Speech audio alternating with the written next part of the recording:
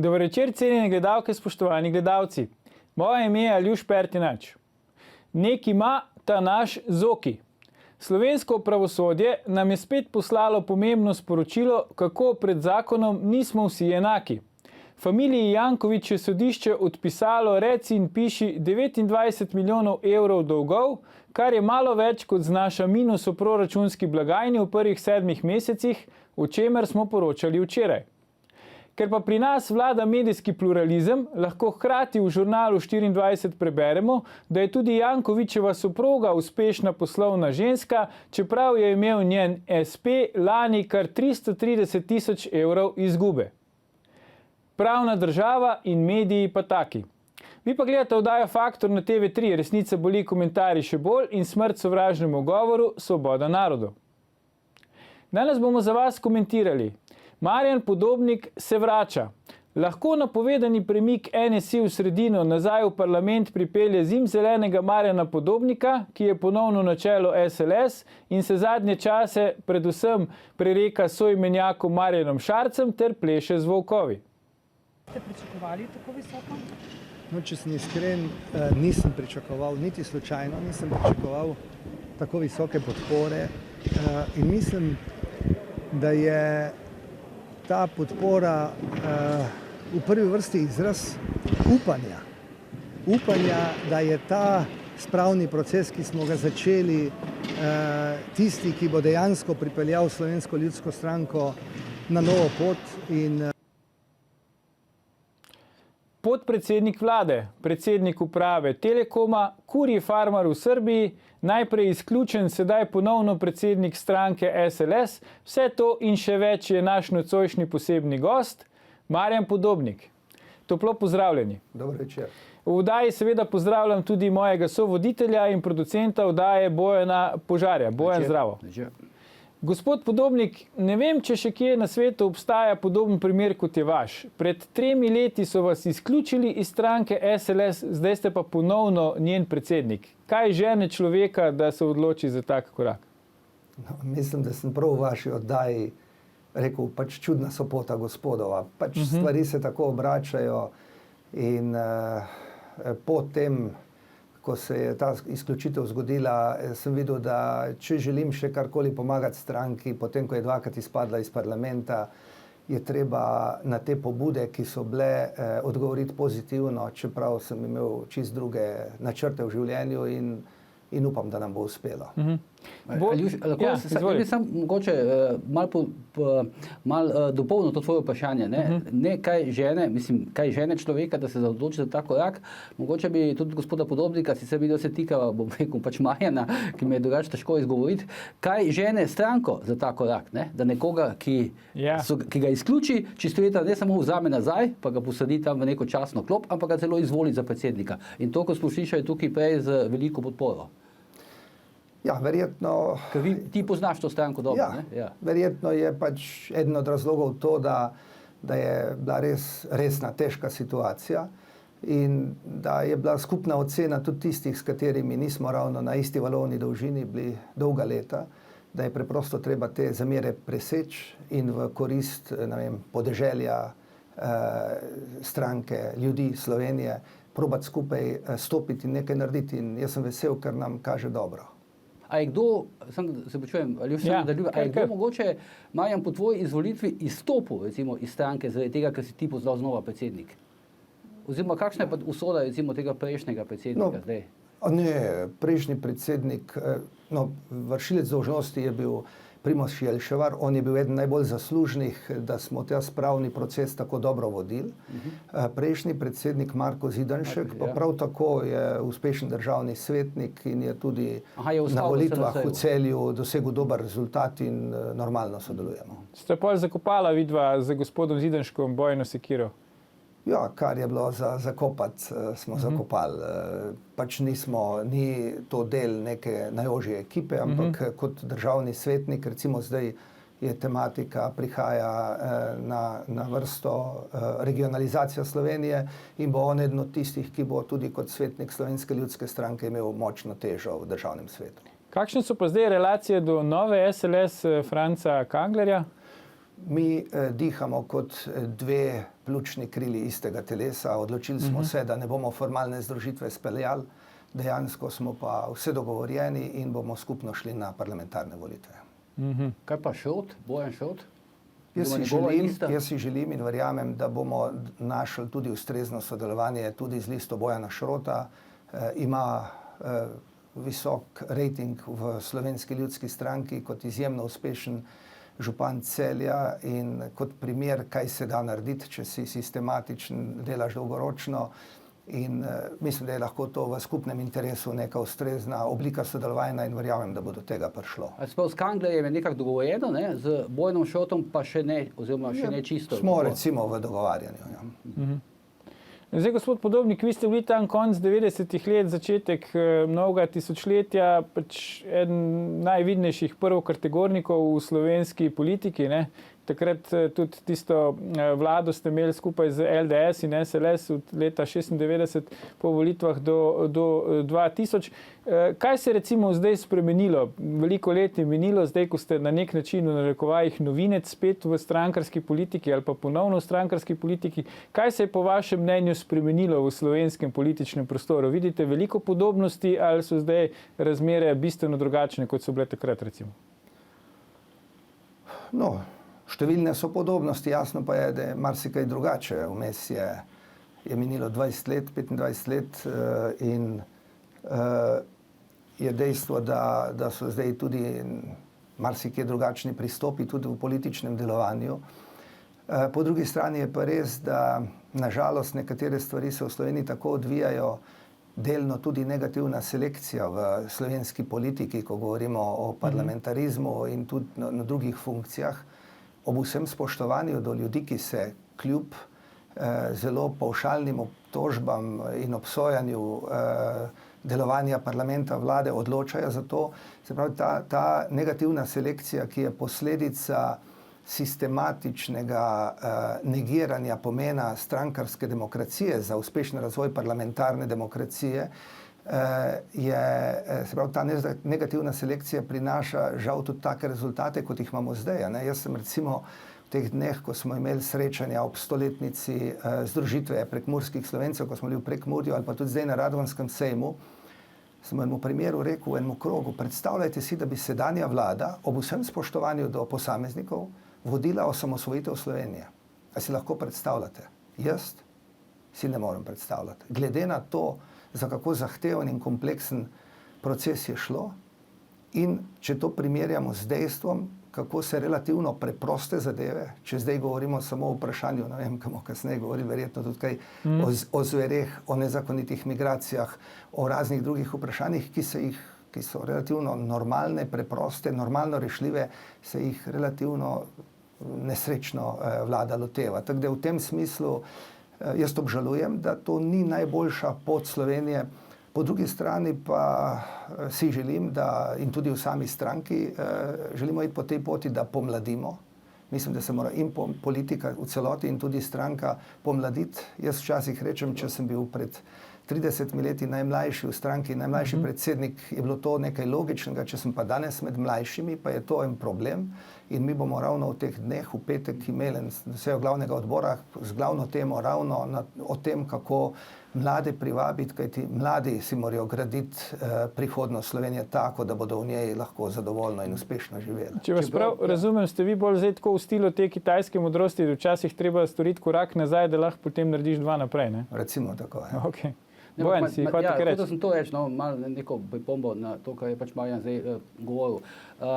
Matej Tonin je bil tukaj včeraj v studiu, točno na istem stolu, kot je danes Marjan Podobnik, in on je pač rekel, da misli, da bi mogli zdaj priti do neke zamenjave generacij, da se več ne da delati s politiki, zdaj malo na grobo karikiram, iz 90-ih let, to, kar si tudi ti, Marjan, iz tistih časov, ki je preveč zamer in vsega tega in da zdaj preprosto treba reči zamenjavo generacij. Ampak ta tvoj pojav ni zamenjava generacij. To je nekaj podobnega, kot da bi se recimo začel Tone Anderlič vračati, kdorkoli, ne vem. Mislim, to je neka povsem takšna pot. Kako boš pa ti recimo prišel, se soočil s temi tezami, da je potrebna menjava generacij?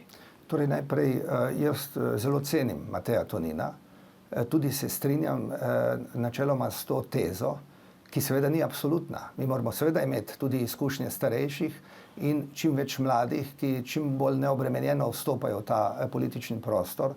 Jaz mislim tudi, da bo Matej Tonin eden od politikov in državnikov slovenske prihodnosti. Sicer pa sam lahko rečem tako, mi smo Slovenska ljudska stranka. Jaz sem videl, kam je ta stvar šla recimo v zadnjih 15 letih in če želimo povrniti glavni del tega zaupanja. Leta 1996 smo dobili 207 000 glasov. Ti si v bistvu eden tistih slovenskih politikov, ki bo uspelo dobiti 20% recimo na volitvah. Ja, Teh ne vem, če je veliko, ne? Bo 4, 5, 6, tako, večjih ni, ne? Malo manj, 19,4%. Ja, okej, se pravi 207 ja. 000 glasov, na zadnjih volitvah pa 23 000 glasov, se pravi več kot 8-krat manj. Kar pomeni, da je relativno preprosto možno ugotoviti, da je stranka izgubila zaupanje najprej med osnovno bazo kmeti, ki jih je v tem času postalo tudi manj, potem na podeželju. Zato smo tudi tukaj izpostavljamo, da želimo biti res nosilci reševanja problematike ljudi na podeželju. In kot ljudska stranka želimo čist konkretno reševati probleme. Če je problem, da zdaj ljudje se bojijo poslati otroke v šolo zaradi zveri, je treba narediti vse, da se število zveri ustrezno zmanjša. Če je problem zaradi nezakonitih migracij, je treba nezakonite migracije ustaviti, zato da zagotovimo varnost Slovenije. Ampak vi ste takrat, še po tem rekordnem rezultatu na volitvah leta 1996, se potem proti koncu tega mandata šli še v združitev, SLS plus SKD. A je mogoče zdaj govoriti tudi o kakšni združitvi SLS plus NSI? A bi to lahko bila tista formula, ki bi ponovno pomenila uspeh desnice na volitvah, oziroma vse desnica uspe na volitvah, saj SDS samo vlade potem več ne sestavi. S kom vi recimo bolje sodelujete? Z Janezom Janšo, z Matejem Toninom? Očitno bo tu nekdo mogel dobiti nekih 25%, ne? Poleg Janša, ki jih pač dobiva. Ne? Zdaj boš to ti, ali bo to Matej Tonin, ali bo Savina skupaj. Ampak drugače to matematično in praktično ne bo šlo. Ne? No, mi zelo dobro sodelujemo in z SDS-om Janeza Janše in z NSI-jem Mateja Tonina. Mimogrede, ker je bilo prej vprašanje tukaj, če imamo težave, da zaradi Janše ne moramo zmagati. Mi smo skupaj z SDS-om zmagali na evropskih volitvah in je bil to zelo uspešen skupni nastop in vse priznanje. SDS je pokazala, da je daleč najbolje organizirana slovenska politična stranka in je bila to zelo pozitivna izkušnja. Če pa govorimo o NSI-ju, tudi neke vrste politična oporoka pred dnevi umrlega Ivana Omana, velikega slovenskega državnika, je bila pravzaprav v pomembnem delu v želji, da ti dve stranki najdeta pot takega sodelovanja, da bo v bližnji ali srednji prihodnosti krščansko-demokratska ljudska opcija vodila Slovenijo. In jaz verjamem, da se bo to tudi zgodilo. Ni gospod Oman izstopil iz SLS in se priključil Novi Sloveniji? Ne, on ni nikoli izstopil v tem smislu, torej formalno ne vem, kaj je bilo takrat pred 20 leti. Mi dva sva govorila... Mislim, da to, mogoče, ne vem, če je bilo 20 let od tega. Takrat, ko je on izstopil, to je bilo takrat, ko je potem kandidiral za Novo Slovenijo oziroma krščanske demokrate na parlamentarnih volitvah in bil tudi izvoljen v parlament. Nekaj tednov pred smrtjo sva govorila in mi je zelo jasno povedal, da je član Slovenske ljudske stranke. In je tudi ni skrival te želje, da bi bilo tu neko sodelovanje med SLS-om in Novo Slovenijo in je bil iskreno vesel tega srečanja ob 30-letnici Slovenske kmečke zveze v Unionski dvorani, ko smo bili skupaj z Matejem Toninom tudi ob prisotnosti gospoda Borisa Pahorja. Tako da jaz mislim, da samo združevanje je nažalost tako nesrečno se zaključilo, da nima smisla o teh stvareh govoriti. Ker pa v takem ali drugačnem volilnem sistemu obstajajo možnosti sodelovanja, ki zagotavlja optimalen rezultat, če se poiščejo sinergije pri sodelovanju. Jaz verjamem, da bo že na teh parlamentarnih volitvah prišlo do normalnega sodelovanja, predvsem bi si želel, da med vsemi programsko sorodnimi strankami je čim manj kakšnih... Normalno sodelovanje, kaj pomeni to? Prvi korak... Koalicija na volitvah, kako? Pred volitvah že koalicija, kako? Prvi korak je v vsakem primeru medsebojno spoštovanje. Mi smo ga med seboj vzpostavili. Torej, Nova Slovenija in Ljudska stranka in SDS se medsebojno spoštujemo. Ja, kaj pa SDS, pa NSI, tu pa To ni zdaj videti tega pa zdaj ni videti spoštovanja, prevelikega To še spoštovanja, manjka ja. po vaše, gospod Podobnik? Ja, jaz Manjka obžalujem, še ta os?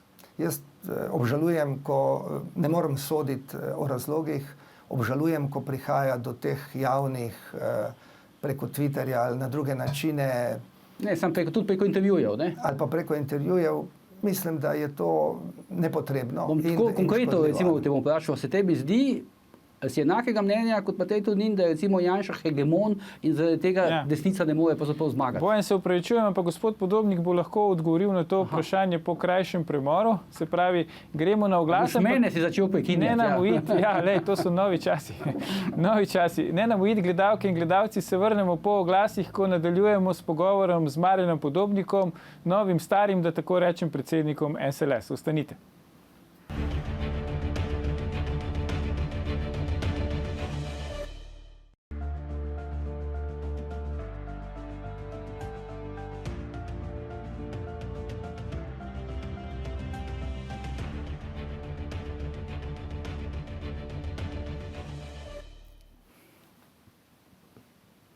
Ponovno pozdravljeni. Z Bojanom Požarjem v oddaji še vedno gostiva magistra Marjana Podobnika, novega starega predsednika SLS.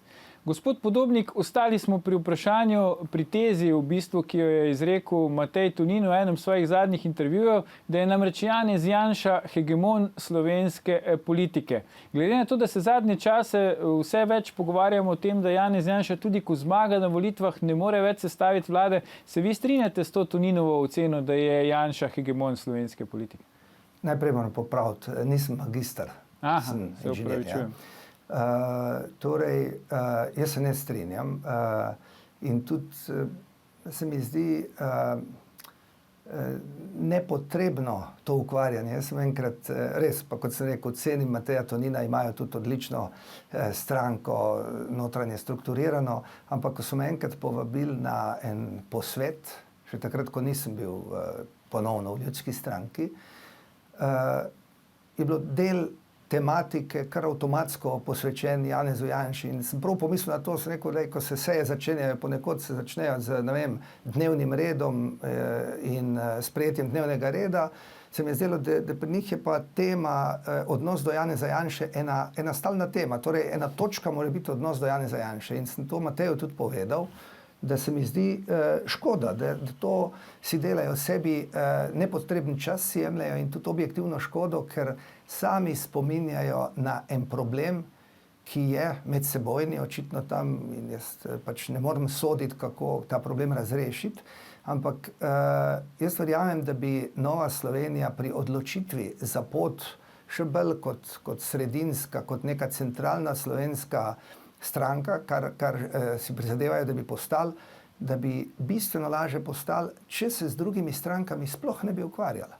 Sploh pa ne z SDS-om in Janezom Janšo, zato ker sicer je vedno znova se potegne na plano celo vrsto tistih tematik, ki objektivno so škodljive, če želimo prepričati ljudi, da bodo množično šli na volitve in po naslednjih parlamentarnih volitvah, da bomo v situaciji, da sestavimo drugačno vladno koalicijo. Na nek način pa je to dobro, ne, za Slovensko ljudsko stranko oziroma zate, če gre Tonin na sredino, ti sprošča nek prostor, ne, se mi zdi. Pa ta spopad, ne, ki si ga imel prejšnji teden z Šarcem, ne, okoli volkov in tako dalje, in te stvari se mi zdi, da te nekako, ko bi rekel Šarc, te je malo promoviral, ne, tudi to ti je na nek način šlo na roko, ne. Načeloma velja v politiki, da vsaka stvar, če se zelo intenzivno razlaga, sploh pa če jo predsednik vlade izpostavi, predstavlja določeno promocijo. Jaz moram reči, da obžalujem to reakcijo predsednika vlade, gospoda Šarca v Gornji Radgoni.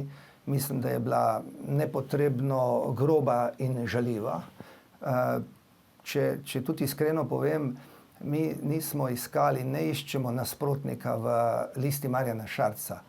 Naš realni nasprotnik je stranka Levice, ki hoče popeljati Slovenijo proti, ne vem, Venezueli. Ja, volivcev nimate enakih, ne? Kako? Mislim, potencialnih volivcev nimate enakih, ne? Kot Levica. Mislim, ne, ampak seveda ne, ampak hočem reči, ne, da jaz verjamem, da lista Marjana Šarca, vključno s predsednikom, ali pa predvsem s predsednikom, želijo določene stvari delati na drugačen način. Problem je v tem, da ko pride stvar zares, ko pride do tega, ali bo nekdo dobil posel 5 milijonov, kljub temu, da je 5 milijonov dražji pri 12-milijonski investiciji na nekem mostu pri drugem tiru, ali pa 30 milijonov dražji pri drugi cevi skozi Karavanški predor, takrat naenkrat predsednika vlade ni. Ko pride do tega, da bi rekel, zakaj tako kot ste žilne opornice lahko prišteli nekaj milijonov evrov, zakaj ne naredite isto z 10.000 drugimi artikli, ki se nabavljajo v zdravstvu, takrat ga ni. In tu se človek potem vpraša, ali je to tisto, kar gledamo, to pravo, se pravi, a je to vlada, ali mi gledamo nekaj, vlada je pa nekje tam v ozadju. Ampak jaz želim verjeti, da mnogo ljudi, jaz jih tudi osebno kar nekaj poznam, si prizadevajo za pravo pozitivno stvar, zato tudi obžalujem, da se predsednik vlade na nek način izogiba soočenju. Jaz bi rekel, on bi mogel biti pogumen, je zdaj na soočenje. Se upravičujem, gospod Podobnik, vam je že kaj odgovoril na tis, vi ste ga na nek tak viteški dvoboj, ne, pač v bistvu bolj ljudski viteški dvoboj ste ga nekako povabili, ne, tako me malo spominja na Martina Krpana pa Brdavsa, kaj 3 neke discipline ste mu ponudili, ne, oranje s traktorjem, košnja z koso, pa kaj še? Natančno podiranje dreves. Aha, in je kaj odgovoril na ta vaš izziv? Je pobral to vašo vrženo rokavico? Ne, žal ni pobral. Mi smo naredili to ne le kot Martin Krpan, ampak veste, da v srednjem veku je bilo tako, če te je nekdo užalil, ne, pa si hotel viteško odreagirati, si ga povabil na dvoboja. Ne, in ker je gospod Šarec 2-krat na srečanju zadružnikov v Portorožu in zdaj v Gornji Radgoni razlagal o tem, da je pač kmečki človek iz kmetov izhaja, ne, in ker je res grobo in žaljivo nastopil proti ljudski stranki in posredno tudi proti kmetom, se mi je zdelo prav, da naj se pokaže tudi na takem soočenju, tam, kjer nimaš za sabo ekipo PR-ovcev, pa unga pa tretjega, ampak res dajmo, če že govorimo, dajmo pokazati, kaj znamo. Traktor ima, ne? Traktor ima. Kako? Traktor ima, ne, predsednik vlade. Ja, dobro, poziral je na njem, ne? Ja. Ne, sej, jaz pa enkrat je imel krompir v samokolnici. Ne, jaz res ne bi želel biti nikakor žaljiv.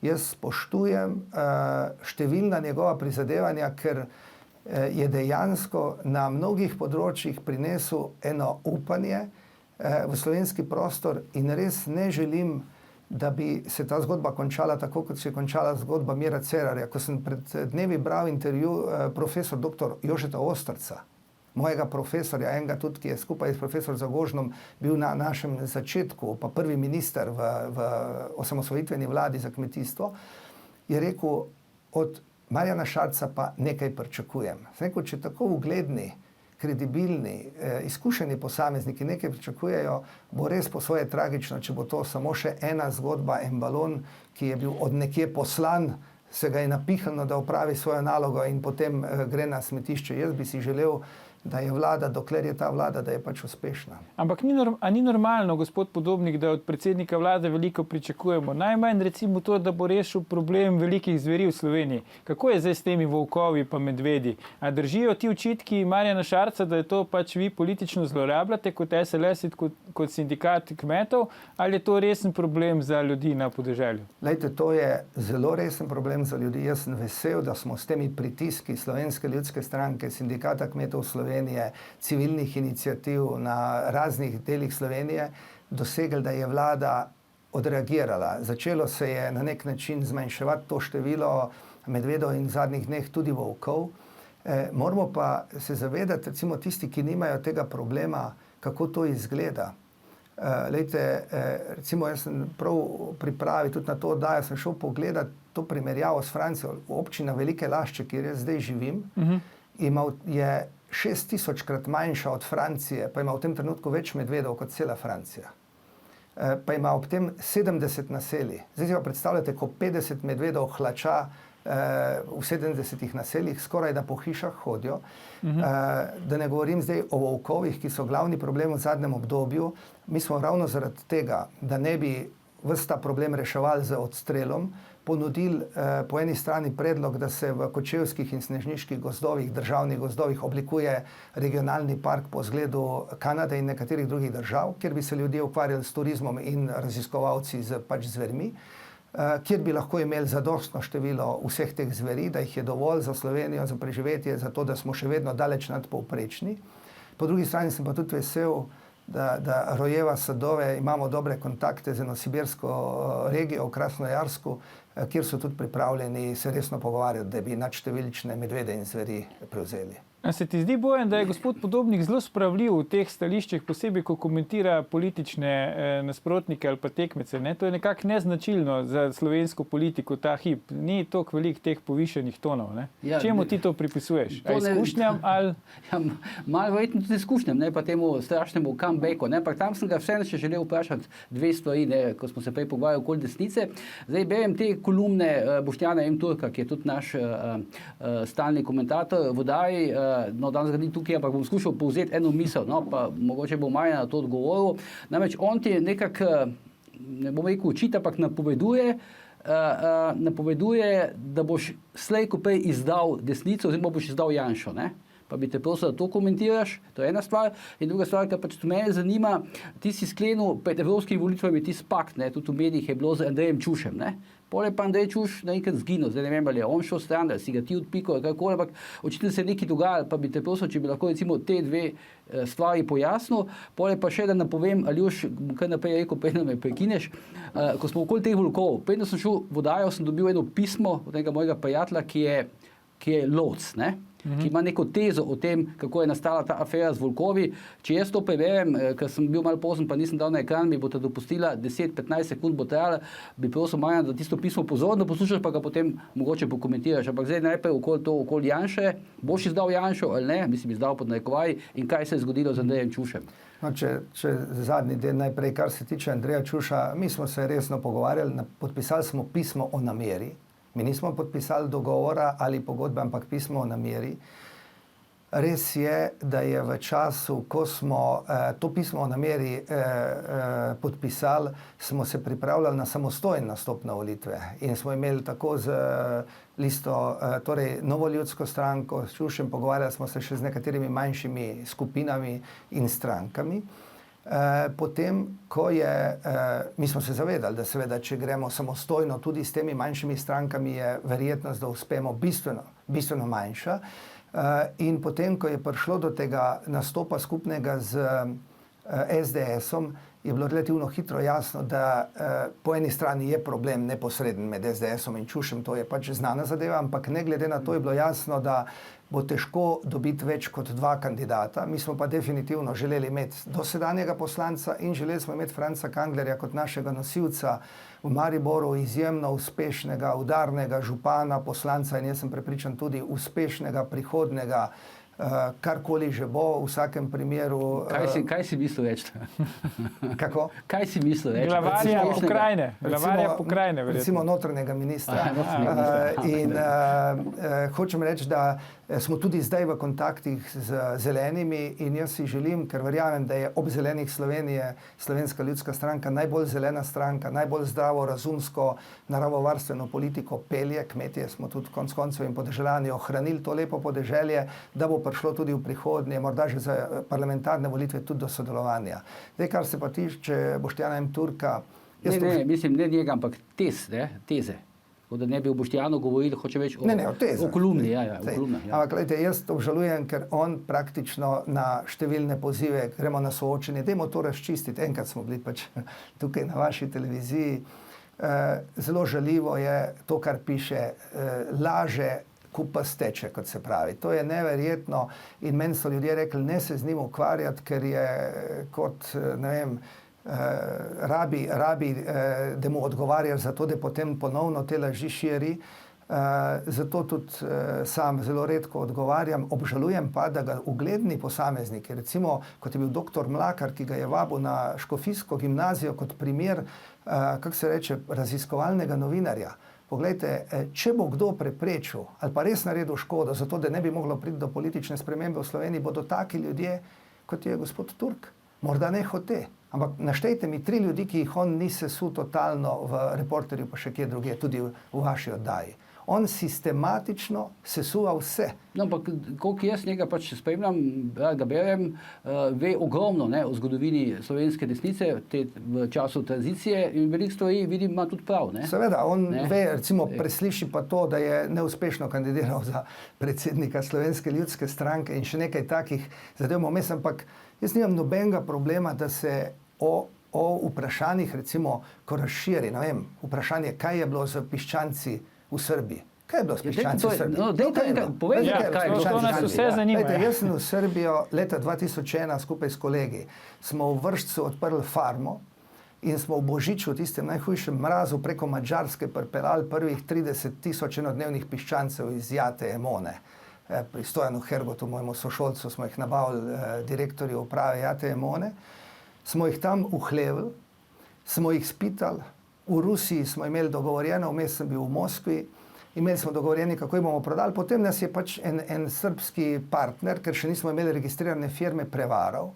Po 6 letih smo dobili na sodišču tožbo, sodbo, in sem postal solastnik športne dvorane v Vršcu, kjer je bilo Evropsko prvenstvo v košarki. Tako da, če kdo rabi nekaj delnic, jih poceni prodam. A to si še vedno, ali kako? Tako, jaz sem še zmeraj solastnik športne dvorane v Vršcu, Ja, Bojan, to pa je ekskluzivna novica, ne? ker je sodišče razsodilo, da temu, ki nas je prevaral, firma Kolonial Vršac, ki je bil povezan z pač nekimi obveščevalnimi službami in je bil očitno dovolj močan, nismo bili edini, ki smo bili prevarani, in je pač to izpeljal. In smo to speljali in na sodišču smo dobili te zadeve na tak način tudi nazaj, se pravi na srbskem sodišču. Aha, to sploh v materialu ste dobili nazaj, ali kako, ne?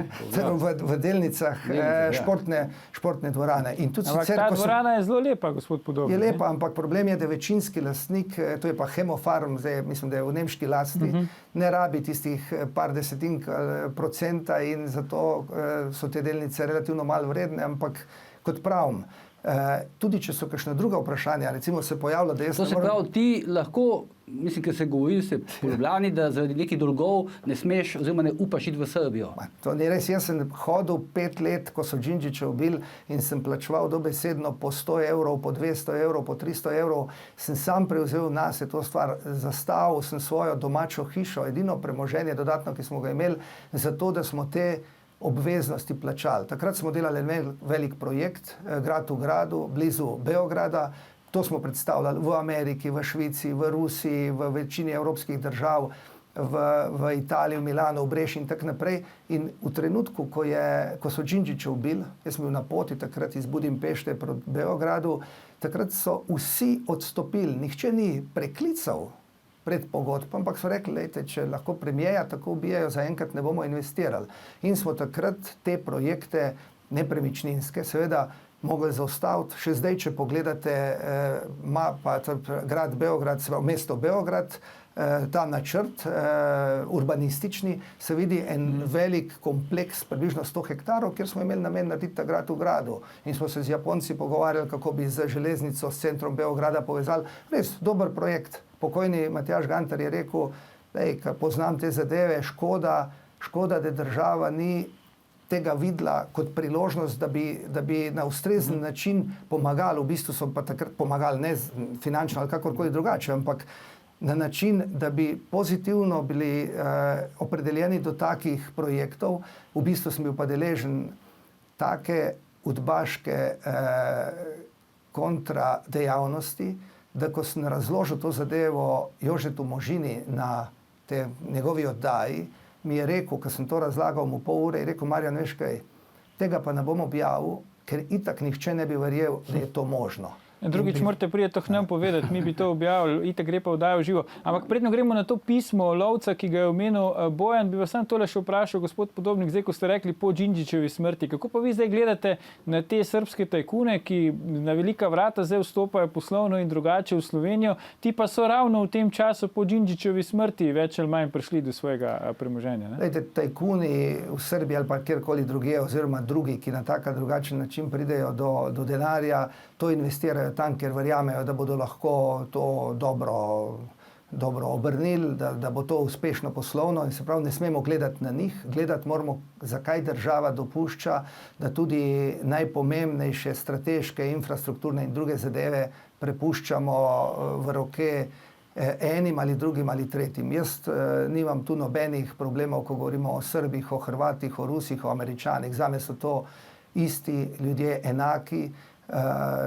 Zdi se mi pa prav, da ključne zadeve bi obdržali, sploh ko gre za ključno infrastrukturo, strateške investicije, da bi obdržali v domačih rokah. Mi smo že leta 1996 se trudili, da to, kar je potem, mislim, da je SDS predlagala, da bi v pokojninski sklad dali vse te naložbe, to, kar je zdaj vredno še okoli 10 milijard, ne, kar ima pač ta družba državna, da bi dali to v pokojninski sklad in bi dosegli dva učinka. Zagotavljali bi trajnost pokojnin, po drugi strani bi pa preprečili te lumparije in te skušnjave, da se to nadivje po lastnini. Bojan, gremo še na volkove, izvoli. Ja, imamo to časa še? Imamo, izvoli. Aha, pa verjetno bom gledal malo dol, ker bom prebral pismo.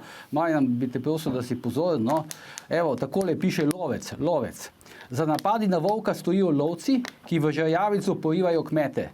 Volk je konkurent lovcu, ker polovi srnjad, jelenjad, zajce in še kaj, kar lovec hrani za naslednje bogate love. Medved je vsejed, večino prehrane predstavlja lastnine, je pa nevaren človeku, kar volk ni. Kmet redi drobnico za prehrano in je vse takoj na prodaj. Tukaj zdaj pridemo do problema. Pošteno povedano, ni problem, da volk poje drobnico, ki je rejena za pojest, temveč v plačilu.